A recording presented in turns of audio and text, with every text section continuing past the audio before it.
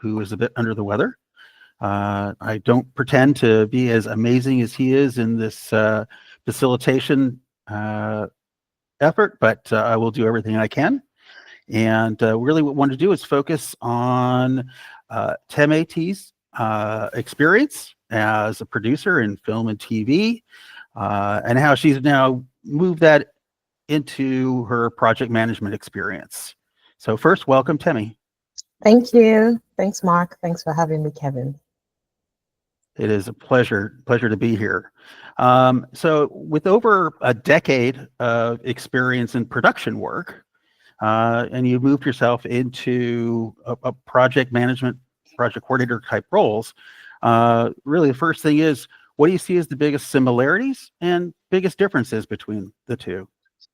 Well, they're quite similar in as much as they're different. So I work as both a producer or an assistant director. And in that regard, there's a lot of putting things together and making a lot of moving parts work, which is kind of, if you're going to say project management in the layman's language, that's what it is. Both of them definitely give you a result or a product or a service, which is a project. So again, there's that in line. But going to the nitty-gritty of it, I would say that both of them are very much aligned in terms of structured planning.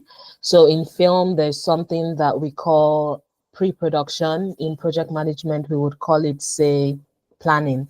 So it's a combination of initiation and planning, where you have to do your, first of all, haven't signed your contracts and all, you have to do your scheduling, your budgeting, identify your stakeholders, know how to engage with them. So in that regard, they are quite similar in terms of the structured planning and the phases, in order to ensure that what you get at the end of it is a viable and useful product that meets your initial objectives.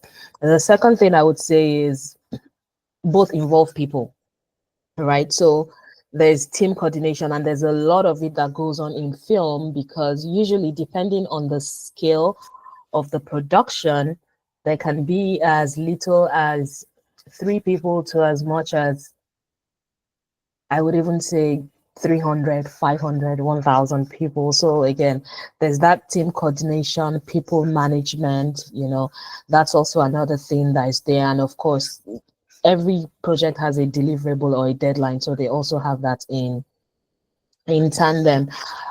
For the differences, what would I say that is different? I would say that film is more unpredictable, more agile, if I put it that way. Even though you have agile methodologies in project management and you do plan for some uncertainties and some unforeseen circumstances, film can literally throw you off your balance in a huge way.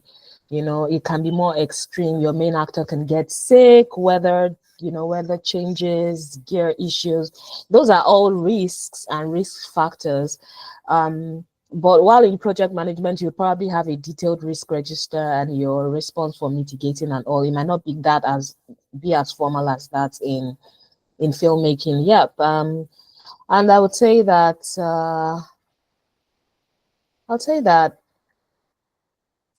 film is, I'm trying to see how to put it in words, but for films, for instance, you can film for 12 hours or even 36 hours, and you just get like 3 minutes of footage of it. So I don't know if I would say that's hyper condensed, or I don't really know how to put it, but yeah, the output can be very different in comparison to the input that is going in. So the measure of work as compared to the output can be quite different. Those are a few of the differences that I would really just point out right now. There's lots. Right. Yeah. No, and what I heard as you were talking is some of the things you were able to translate from your production work into project management. Yeah. Some things you transferred into project management, and it sounds like you had to do a lot of transforming on top of that. And I was, looking at your profile and saw you, in the last few years, you've done a lot of upskilling as well. So what has been the most important thing for you to have brought over that really makes the difference between you coming into a project and somebody that doesn't have your experience?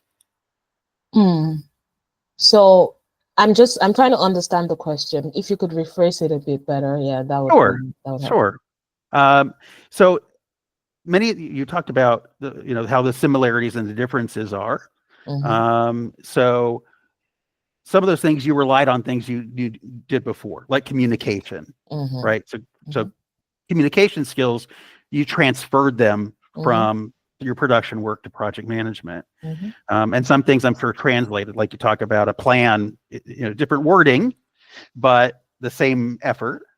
So I'm wondering the things that you have brought over and transformed yourself, right? Things that you said, hey, I'm going to bring this is tell me who I am and why I'm going to be a different project manager that someone doesn't have my experience. All right. I would say one of the strongest is emotional intelligence.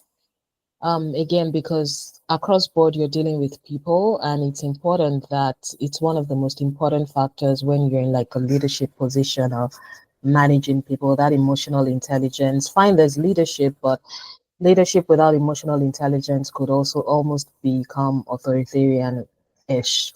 So yeah, I would say that that emotional intelligence skill, and then for the technical skill, I would say organization. Because even if you didn't have that project management experience, but you have a knack for being organized and making things happen, being able to transfer that skill is very valid too. And it's both ways. Okay. All right. Well, we're talking about some of that communication and using that emotional intelligence. How do you bridge that communication gap between the technicians of the work, whether it was in production work and you were talking to actors and props people and whoever else on there, and now you're dealing with technical people? How do you help them translate, again using that translate word again, but how do you communicate or bridge that gap between the various groups? So just to answer that, I'm just going to do a quick rundown of what the film and production process is like, so that it kind of gives us a bit of insight into it as well. So it always starts from an idea, right? It starts from an idea to be a really tiny seed, and then it starts to grow. Oh, I think this idea is great. I want to make a script out of it. And then you start with a synopsis, you create a script or a screenplay where you include all of the dialogue and everything. And once the scriptwriter is done with that, you get a producer, which is me, or an executive producer to run with the project. And so you look at the project, you break it down, working with other people. What are the locations that we need? Now, this is where like the planning aspects comes in, like I mentioned before. How much time do we need? What parts can we bunch together so we film them together? You literally just do that breakdown. How many actors do we need? Who are the crew that we need, the equipment, the gear? So there's a lot going on. So here, what you mentioned is coming into play. There are all those moving parts of the technicals and the creatives. And then once you're done with what you call pre-production, all of that planning, you go to production where you do the actual filming. And then once you're done with that, you go to post-production. I know I've explained it in like 2 minutes, but this literally takes months or years in some instances. So you've got all these departments, all these moving parts. Now you're like, and depending on the scale of the project, if it's a really big film, you are dealing with big departments. The art direction department is a department on its own. Welfare is a department on its own. The tech and gear is a department on its own. So in this instance, you're kind of like a program manager-ish. How then do you bridge the communication between all these technical people and then all of these creative people? So it really starts in that planning process before we move to execution. I'm using project management terms now, or what we call pre-production. There's usually a pre-production meeting that helps everybody get aligned with objectives, with the deliverables, with what we have going on, who we're working with, so that there's a clear-cut direction that everyone is going in or everyone is facing. Does this then mean that, oh, there's no conflict sometimes, or there's no breakdown in communication. No, it does happen. And so bridging that gap has to do with, first of all, translation. Number one, knowing the objective, remembering the objective, using that emotional intelligence that I mentioned. Depending on the nature of the communication gap, you would need to be emotionally intelligent to know how to address it, show empathy on both sides if required, if it's something that is grating on nerves or causing some form of friction and otherwise. And then also, as the program or project manager, you have to know a bit of everything, right? So being able to communicate this person's vision to the other person as well, or being able to translate it in such a way that they would understand what the other person requires or needs is also something very important. So as a producer, I would first of all apply emotional intelligence to understand what's going on, think on the spot how it can be resolved. If a few minutes or a few moments or some time needs to be taken to do a deep dive and understand, yeah, that's there. And then the two parties, if I put it that way, can then be whatever it is going on can then be translated to both parties in language that they will both understand, and with the goal in mind that, you know, the deliverable is what we're going for, with the least egos bruised or with least damage to the human relationship, because project honestly is mostly about managing people. Yeah, so yeah, that's it. No, that's great. And one of the things that I was preparing for our conversation, and was looking at some of the production work that you've been involved in, and looks at some of the topics that you've covered are sensitive in nature. We'll just I would leave it to you to talk to how much you want that. Which I'm sure added a layer of complexity in that communication. And I'm sure it probably raised the level of clarity of that vision that you had to do. Can you tell us a little bit about, you know, where that comes from in you, and how you've been able to work through, you know, having those sometimes very difficult conversations, I'm sure, with people, because any project, regardless of the content or context, really is getting people all to sort of see that same vision, and not to start making their own version of that. So how do you approach that? So it's understanding your stakeholders. Right. So I have done some films for social cause. I'm very big on impact and making a difference. So I have done some films on social causes, female genital mutilation, as well as films for 16 Days of Activism for women. And they tend to resonate with the target audience a lot, because sometimes they are put out there just the way it is, and they end up being quite informational and how would I put it? Impactful, things that people didn't know.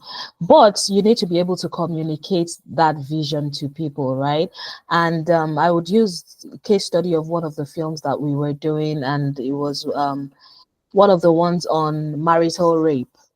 And it raised quite a lot of ruckus, if I put it that way, when it was put out there when it was put out there on YouTube, and, you know, different blogs picked it up, and there was a lot of conversations around it. Now, you don't have control over those conversations.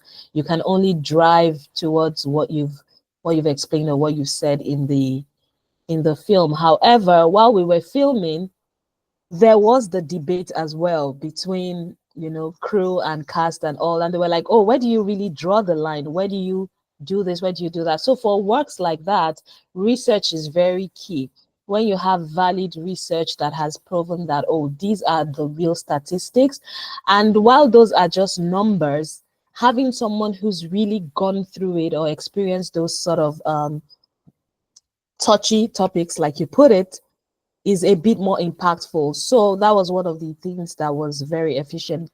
While doing research for the story writing, I was able to speak to a couple of people who had experienced incidences like that, and then hearing their point of view on set was able to add credence to the research that we had put together. So while we did need to explain to some of the cast and crew that this is the reality of some people based on so research, there was someone who could also validate that, yes, this is true, this is what happened to me, this is what I went through, this is how it affected my mental health, and and all of that. So yeah, that's focusing on that niche that you mentioned, social impact films that I make that do touch on some touchy subjects.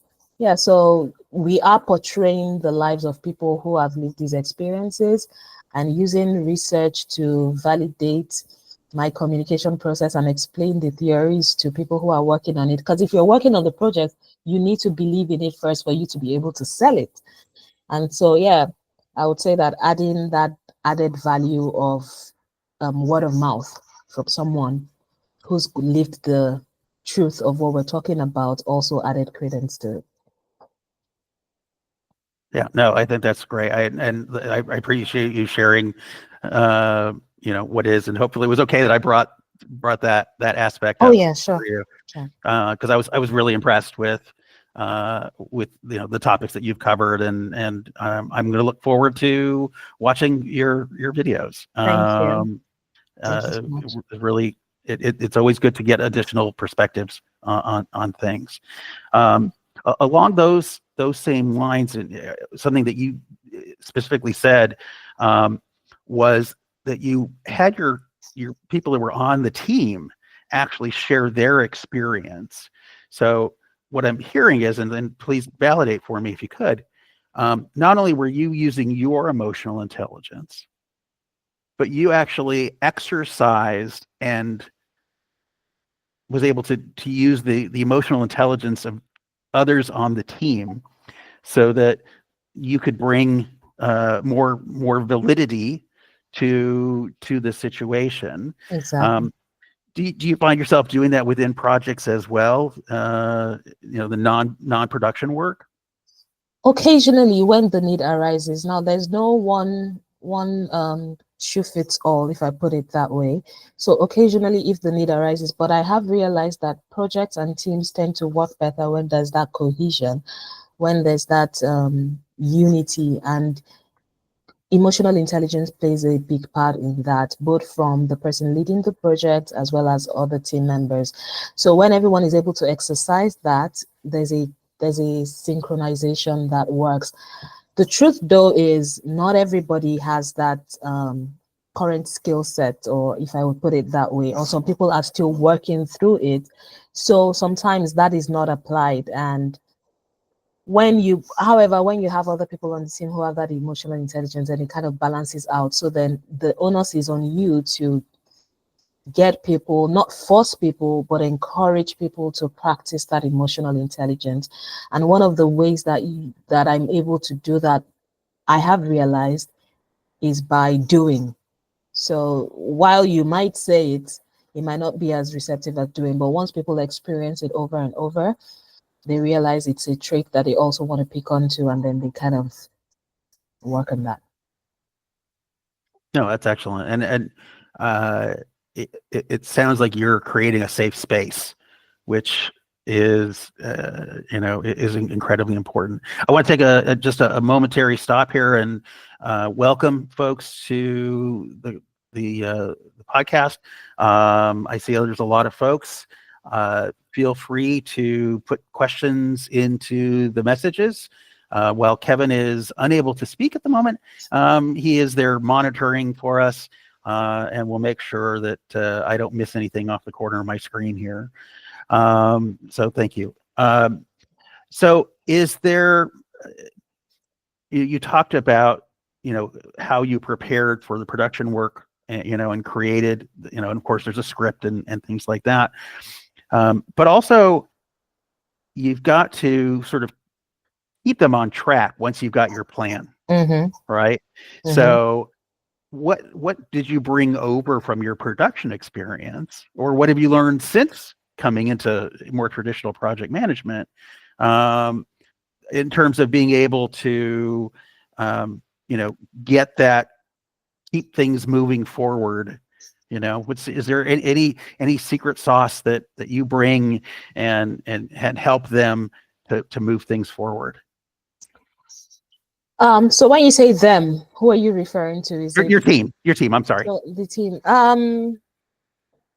Communication, essential. Communication is definitely essential. So usually at the beginning, where there's the forming and the norming stage, it's a bit more, it's a bit harder to make everyone, would I say, not toe the line, but yeah, it's a bit more awkward. And then, but as the time goes on and that communication is seamless and everyone's working through it, it becomes a bit more efficient and things just start to flow.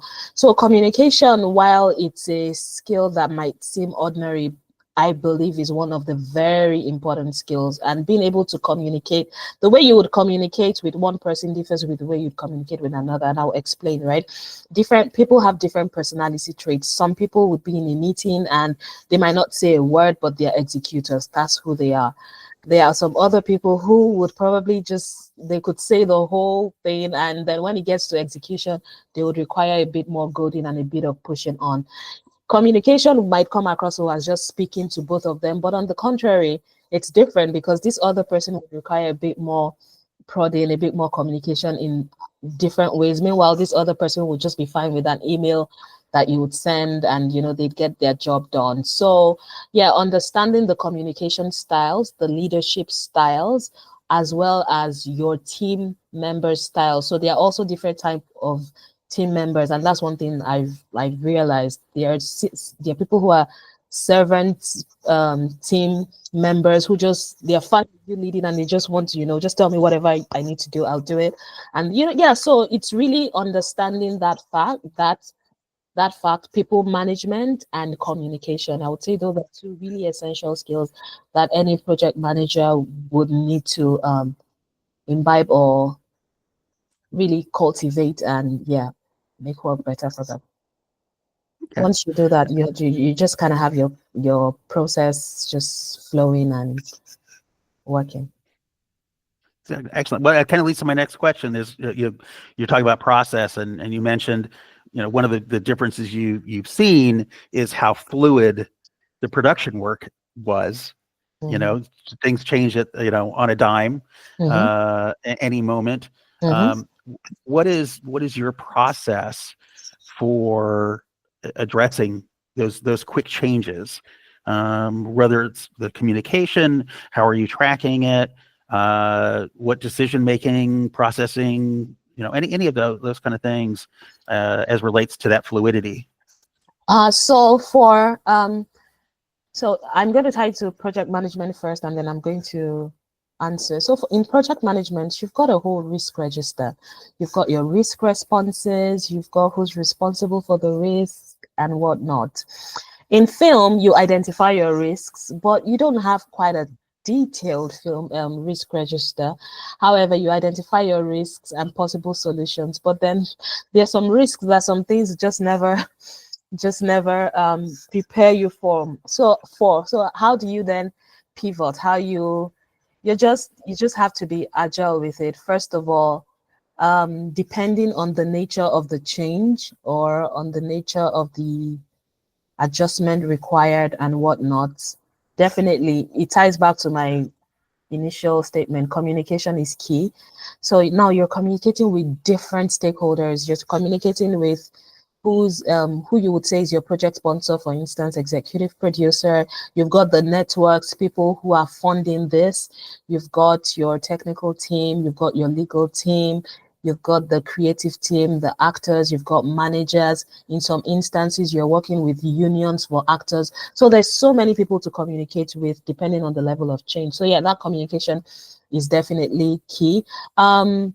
Delegation as well. So while it sounds like the producer is carrying a lot of weight on their shoulders, there are other people such as production coordinators, assistants, associate producers, and other people who also take on some tasks and to do some paperwork and all of that. So that delegation in knowing what needs to do is also something very key. And it also helps prevent burnout, because one thing I've realized is with project managers or producers, sometimes you're carrying on so much weight that before you know what happens, there's a lot of burnout. So again, not being afraid to delegate, and actually, even in the cases of where there's, an upheaval, if I put it that way, where something has gone upside down, you're thinking, oh, you're the only one who can fix this. Yeah, you've got people that you can delegate with, and then brainstorming too.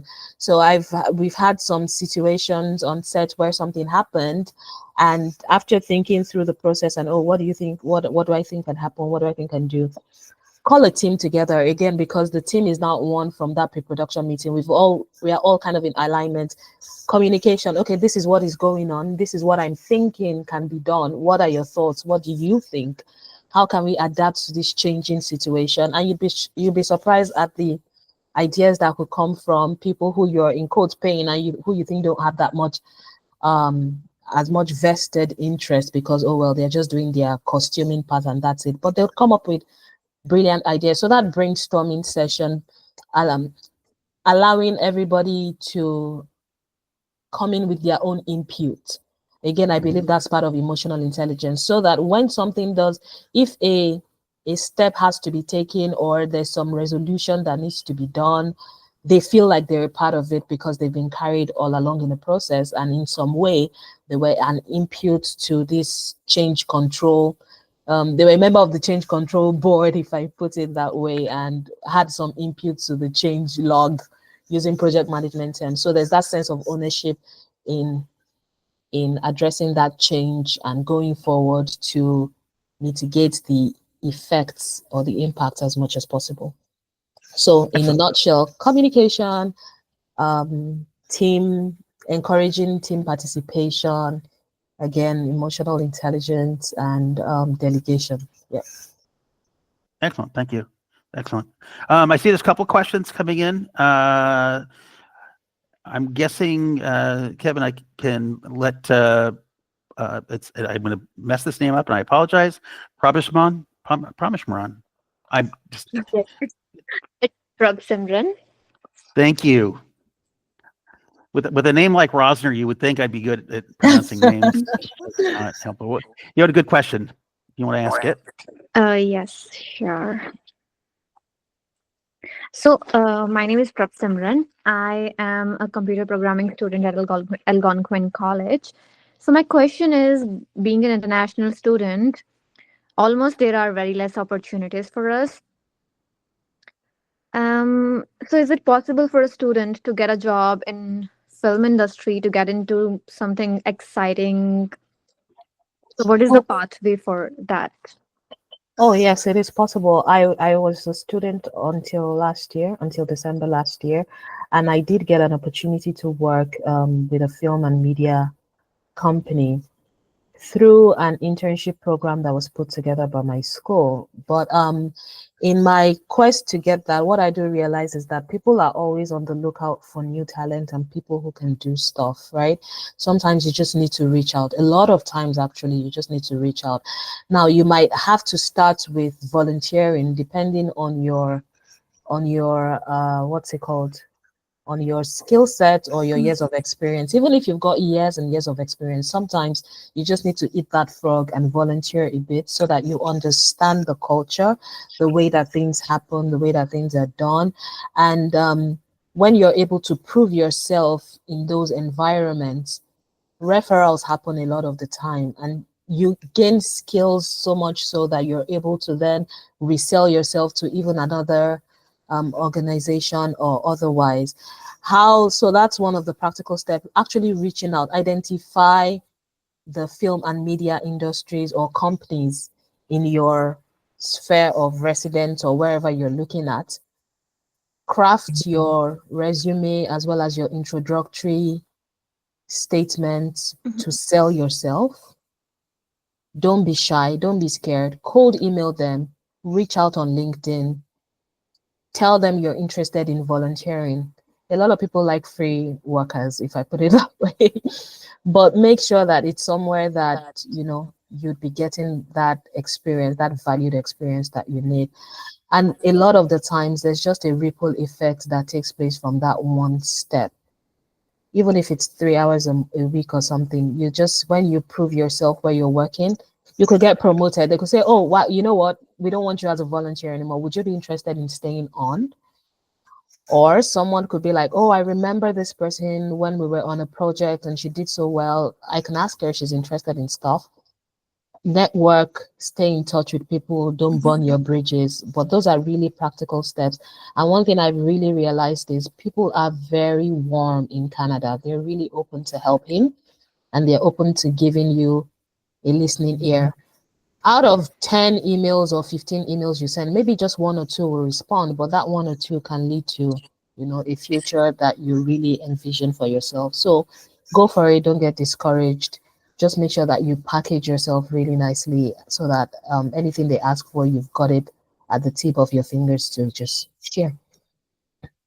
One last tip I would suggest is, and this tends to kind of work for me, while people may read text and be like, oh yeah, maybe same or see a resume. If you can do a video that you could cold email to companies, hi, I'm so person, I've got a skill set in this and this. I would really love to work as a volunteer in this and this. These are the skills that I have, which my resume may not highlight. I'm excited about this and look forward to hearing from you. When people see that connection again, they can maybe relate a bit more, and you're going the step further. Everyone who goes a step further usually achieves a different result from people who do the bare minimum. So those are just some of the things I would share. So you're saying to make a short video of my achievements and skills. Well, I would say achievements and skills, but even more so your interest. People are very particular about seeing passion. When you show that passion for actually wanting to work in the film industry, the fact that you have that skill set and your achievement is an addition to that. But because they want to see the passion and they want to also see the benefits that you can bring, in as much as you also want to learn from them. You can do that video, upload it to maybe a Google Drive so that people don't maybe need to download every time, or maybe a YouTube that you set to unlisted, and just once you do your cold email, you just say, please see my video pitch here, to show how very interested I am in this opportunity. I've gone ahead to create a video, and I'm hoping that it would go a step further to convince you that I'm really interested in this. You're not personalizing it to anybody. That way, if you email it to anybody, they can kind of relate with it. Yeah. That's a nice way. Yeah. Thank you so great much. question. You're welcome. Great question. No, I think that's can be said for not just that particular situation. I mean, that's just in general, the idea of networking and getting yourself out there. Yeah. And what I think what you were trying to communicate towards the end there is in the video, which is a phenomenal idea, is showing them who you are. Yeah, exactly. Right. This is who you get. This is the value you're going to get from me. Exactly. Cool. That's it. And I saw there's another question from Nancy. You want to join us? Hi, thank Hi, you, Nancy. Temi. Thank you, Temi. Sorry for mispronouncing your name at the beginning. No worries at all. It's fine. Okay. All right. Thank you so much. Like, you're talking about film, and I find it so exciting because I did study film in school. So Wow. I'm quite excited to be here. So the question I have is, between the producer and the production manager, whose job description is more aligned with a project manager, or do they do the same thing? Well, I wouldn't say they do the same thing. So, the job responsibilities are a bit different. Again, I mentioned that depending on the scale of the project, the producer could be seen as more of a program manager because they are handling a lot of the other departments, and then the production manager would be more of the project manager. If it's a smaller scale, you could say that the production manager is more of a, I'm trying to, maybe one of the team members who is largely responsible for documentation, as well as a bit of implementation and execution. Yes, so it would very largely dependent on the scale of the project.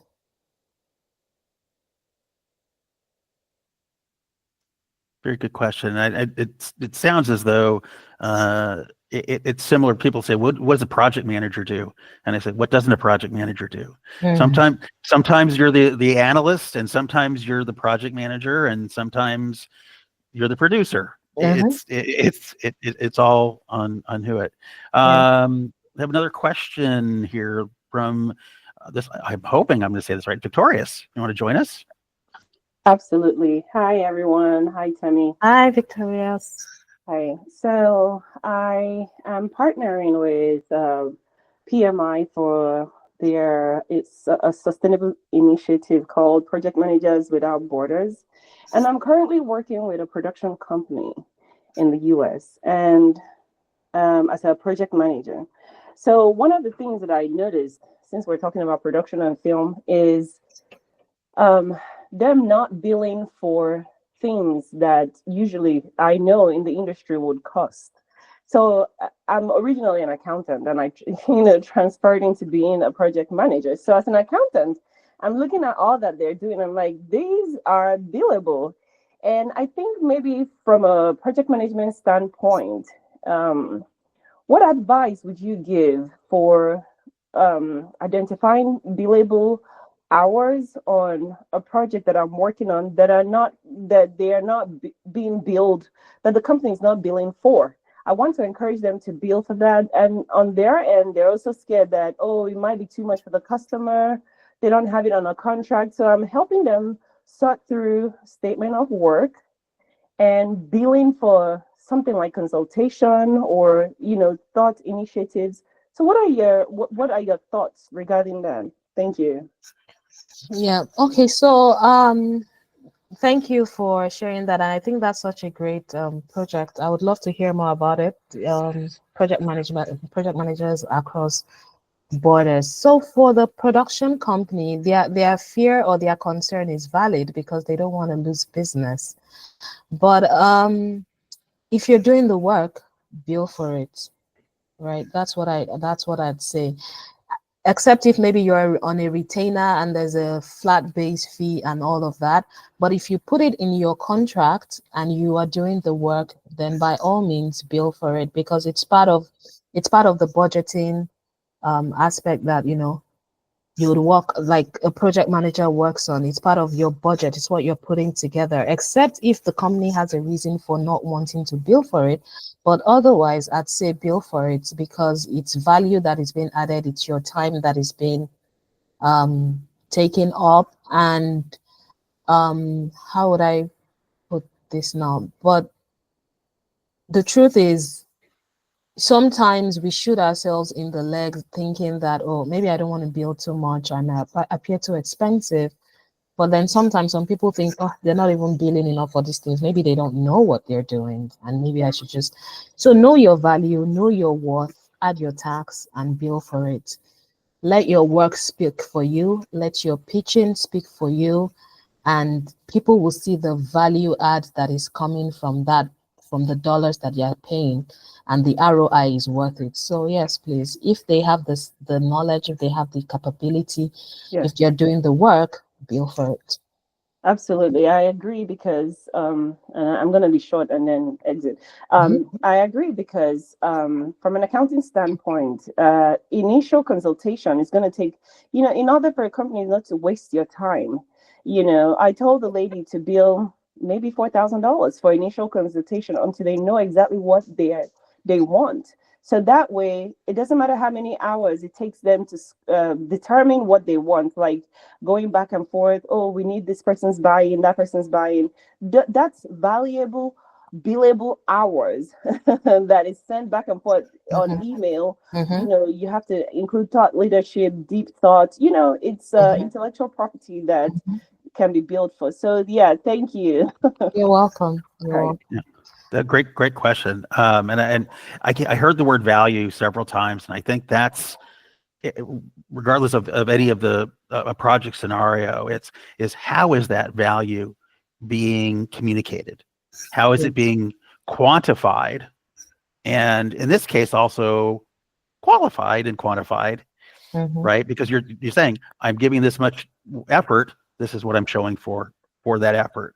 Yeah. So I think that's a common, again, the words are different in a production environment, but I think projects in general, being able to demonstrate the work that's being done, I think is one of those really hard things to do sometimes. Yeah. Excellent. Zulika, please tell me I Zuleika, came even yes. close. Yes, it's all right, Matt. Wonderful session so far. So I wanted to add to Tammy's contribution about Victoria's question. And just like she said, I would also love to know more about the project management without project managers without borders. For me, my own experience is more rooted in marketing and, somewhat like project management more than production and film. But to this particular question about billable hours, going back and forth corrections, what gets paid for and what is overlooked is quite is a challenge that most of us face. But recently, I've been fortunate to have this. I was in a session where someone had shared a template that they use. So it uses a metrics around what is urgent, delegates, that whole metrics of how you prioritize your task. But the additional layer for like a marketer or somebody who works on a project constantly and is always going back and forth between multiple stakeholders is for you to be able to do like a what's the word now, to add an additional layer of the impact of the work. So let's say, for instance, you're a project manager on a project and someone says we need to like do a campaign. That's the big goal. But you know that to get to the campaign, you have to do a lot of copies. You have to do XYZ, marketing, speak, PR. Now, let's say the legal team comes and says, oh, you can't put that on the campaign because it puts us in like, in a big issue. Now, this is like 2 days into the project or almost 2 days to launch day. Now, you want to understand that the impact of that, though it's a small correction or you could just go in there and just change things around. But the impact of that particular correction is so huge on the project and could save them like thousands of dollars in legal fees down the line. Now, that particular metrics or however you choose to calculate it, or however you choose to measure it, you now go back as a project manager or a marketer to say, I did XYZ task and this is the impact on the project. Somebody else could be like, oh, I just picked up the phone or emailed you and you just automatically did that in 2 seconds. But only you know or understand how much thought leadership, like Victoria said, or strategic thinking and what can I move around? How can I still deliver the same message without necessarily compromising or, the ethics or the codes or the legalities around these things? So having that kind of metrics or measurements that you can present to other stakeholders to say, all this tiny, low impact, low task or quick changes here and there, these are the impacts that they have on the entire project. And this is how much I'm going to be charging for them. Or even allowing you to deprioritize certain things like, oh, I know that you really want the colors on this to change. However, the impact in the overall campaign or the deadline is not so much. And for that reason, we have to deprioritize over something that has higher impact and so forth and so. I mean, of course, it does take some, even me saying it does take some getting used to and trying to like adjust all of these parameters. But I felt like it was really helpful in understanding how much work goes into the big picture for project managers or digital marketers alike. Yeah, it's what I heard, and I would love to get your input on this, Tim, as well. Is it sounds like a change control issue, Yeah. right? So what kind of change control were you able to implement, to take care of those little changes that really are very large changes? Yeah. Can you tell us a little bit about how you moved that skill over? Well, yeah, I think Zuleika basically covered it. So it's more of a change control. If you were to go all technical with it, it would be a change log. You would say what it was, what was done, and I mean the impact that it had. In that impact, you can then elaborate on the analytics and all of that, so that it's documented and people can really see that, oh, while it was like a small change, this is what it was. So yeah, you're right, Mark. I think it's just the change control process and your change log, basically. However, if you're not a project manager and you still need to communicate that, Yeah, an email would be great, or some form of documentation, really. Again, that just helps you. So going forward, it's also a lesson learned for them that, oh, it's important that these kind of changes are properly evaluated before, we say, oh, just change it, because this is the true impact that it has compared to the little impact that we're seeing. And do you I'm guessing you had to have some of those conversations as the producer Oh, yes. on your efforts when people would want to change things up a little bit. And that's the word. That's always the word, right? Let's just change it up a little bit. And you're like, yo, that little ain't little. Yes, Oh, that's yeah. that's the word that starts scaring you, right? Can we just tweak Yeah, this? a tweak. bit? Oh, that's a Yeah, good one. I yeah, like that's that. yeah. Can we Can just we tweak it a say, little like, bit? no, we can just Right. tweak it. That's gonna take us, So yeah, it has happened like that, and it's just had to be dealt with. Sometimes you stand your ground, especially if it's not a significant change to the project and has no positive impact as such. You basically weigh the results or the impact of this change in comparison to the change, and at the end of the day, the goal is deliverables meeting the acceptance criteria, top notch. You know what you have to do. So if it's not a significant one, so you don't have to say yes to everything. So again, knowing your onions and being able to communicate that effectively is crucial too. Excellent. Thank you for that question, Suleika. I appreciate that. Nancy, did you have another question then? Yeah, I have another question. Temi, you mentioned knowing how important it is to know the communication styles that team members prefer. How do you handle that in a big, in a big project with so many team members? How do you handle, knowing the communication skills and communicating with each of them in a very big project? So if it's a very big project, does that mean that they are also in other teams? Because if it's a really big project, the possibility that you might be directly interfacing with everybody might be a bit minimal, because then that means that, they are probably, so if I were to draw an organogram, it would be you and possibly their team heads and then them. So you might not necessarily have to directly interface with them all the time. So you're managing like people above them. Is that it? Or do you have to like deal with everybody on their own individual scale? I'll put it. Okay, sorry. What did you say? I think it's the first one, but if you have an answer where there is no defined hierarchy, I would also love to hear that. Okay, so more often than not, I found that in the larger scale projects, that hierarchy that I described is often it. That way you're not interfacing with quite as many people. Otherwise, you'd probably wake up one day and you don't have hair on your head anymore because you've been pulling it out from dealing with so many people. So again, that's people management, that's the delegation if required. So you're not handling, say, 100 people, rather you're probably engaging with 5 people who are both handling other people broken down like that. And then that it comes into play where you don't know it right off the bat. Again, it comes from reading people, understanding people, emotional intelligence. Sometimes after I've spent maybe a week or two engaging with them and I've drawn my own conclusions based on how I see their reception or communication, I go further to ask, oh, I've realized that you don't really like 50 emails telling you what to do. You'd rather just have one email or one phone call that is this how you prefer to work? Again, assumptions can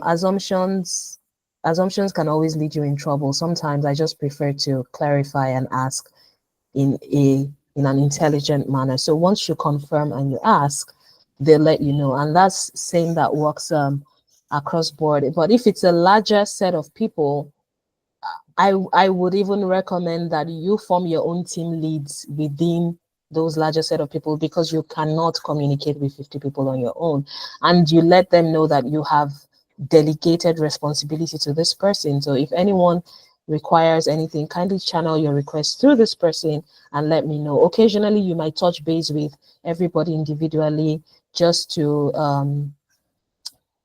understand what's going on and get feedback and all of that.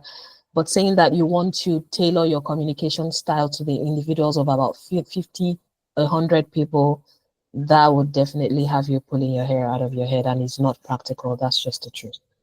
Or giving you gray hair. uh, I didn't pull it all out. I just let it go gray. It was much easier. Well, yours is all wisdom and no stress, I would say. Or Kevin says, in his case, both. Great question. Great question. And we're just coming up 10 minutes till the top of the hour. And just want to circle back on one question unless we have another question coming from the audience.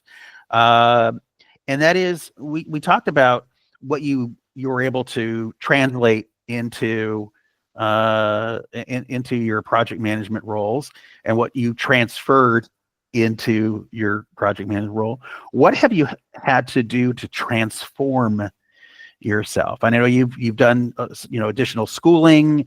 Can you kind of share with folks what additional efforts you've done besides bringing the awesome person that you are from the other field? So formal education, also getting my project management professional certification. That just opens your mind. While there are terms, your domains and all of that, there's really just so much out there to learn that is applicable, not just in the film industry, but to life, to family, to work as a project manager. And that's one of the things I like about project management so much, the fact that it's transferable to different aspects of life. So continuous learning is one thing I would say that I have done to constantly transform myself. While I did come with the skills, I had to adapt to the documentation aspect, a communication plan and all of that. So again, some of them in real life, when you get into the nitty-gritty of it, you may not use them so much so, but now they are just right there in the back of my head, in the back of my mind, in front of my mind, and I'm actively using them even when I engage across board. So even when I'm making breakfast. So I would just say continuous learning. I would just say continuous learning is really it for me, just transforming yourself daily. And now I find myself looking for project management in everything. So that continuous learning, and it doesn't have to be going to school. There's lots of YouTube videos. There's some free courses online. There's learning from people, just interfacing with, people. And networking is the second thing that I would say I've had to. I'm ordinarily I engage very well with people, but I've also realized that there has to be a more deliberate effort to actually do that networking, reaching out, connecting, following up. And it's a lot of work. So remember to catch your breath occasionally, but it's networking is something that is very valid, and I realize it's all across the world. It works every single where. So the world is a global village now as well. You can network with people all across countries. So yeah, just I would say those are the two major things. Excellent. Any additional questions? I still see, Zuleika, your hand is up. I wasn't sure if you had a second question. Apologies, no, it's not. Okay. Anyone else that would like to ask any questions? And otherwise, I'll look to maybe ask for closing words from Temi and go from there. Oh, Nancy, one more question. Go for it.